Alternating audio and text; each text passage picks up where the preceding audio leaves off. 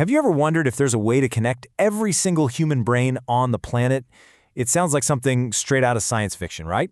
Well, today we're diving into a source that claims this technology isn't just possible, it already exists. I mean, really, stop and think about that for a second. What would that even be like? For you, for me, for all of us, to be able to tap into a planet-wide network of thoughts, ideas, and memories. It's a mind-bending idea, and it's the core question that our source material is built around. So you're probably asking, where does an idea this wild even come from? Well, our source presents this not as some far-off future possibility, but as a current, suppressed reality. It's a really provocative claim, one that's framed as something powerful forces want to keep under wraps. And get this, the source doesn't just say this technology exists. It claims its very existence is a closely guarded secret. It even points a finger directly at the CIA, which, adds this whole layer of conspiracy to an already incredible assertion. Now here's where it gets really interesting. This is how the source tries to build its case. It's not claiming to have come up with the idea itself. Instead, it leans on the authority of this unnamed but prestigious doctor, trying to suggest that this isn't just some crazy speculation, but the result of real, dedicated, high-level scientific work. Okay, to make an extraordinary claim like this feel a little more believable, the source asks us to just take a step back and look at history. It argues that what we think of as magic in one era often becomes just everyday technology in the next. The argument is actually pretty compelling when you lay it out like this. Imagine, 400 years ago, you try to describe a video, a moving, talking picture of a relative who's passed away. People would have called it sorcery, no question. Or even just 200 years ago, the telephone would have sounded completely insane.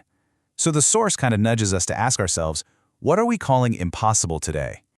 So, the whole point here is that our perception of what's possible is always being rewritten by innovation. The very ideas that were once dismissed as pure fantasy are now fundamental parts of how we live our lives. And that's the foundation the source builds to say, hey, keep an open mind about what I'm about to tell you. All right, so with that historical groundwork laid, the source is ready to finally pull back the curtain on this secret technology. And apparently, it all comes down to something that's all around us every single day, something we probably never even think about. So, after all that buildup, what is it? What is this revolutionary technology that this anonymous doctor supposedly perfected? And there it is. The source claims that this technology allows us to access information that's stored within the Earth's own geomagnetic field. But not just any information, the information from all of our brains.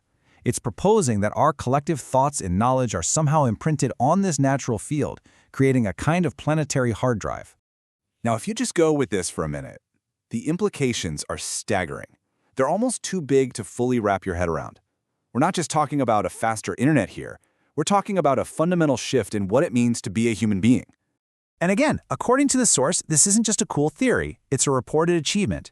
The claim is that this doctor didn't just propose the idea, they actually figured out how to unlock the collective mind of humanity.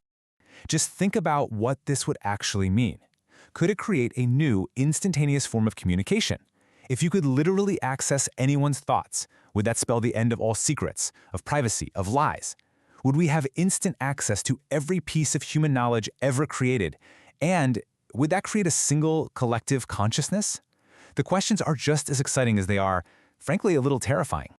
So we're left with this one final, really provocative question from the source material. It's a concept that challenges everything we think we know about technology, secrecy, and even consciousness itself. If every mind really is an open book, the source asks us to wonder, what on earth is our next chapter?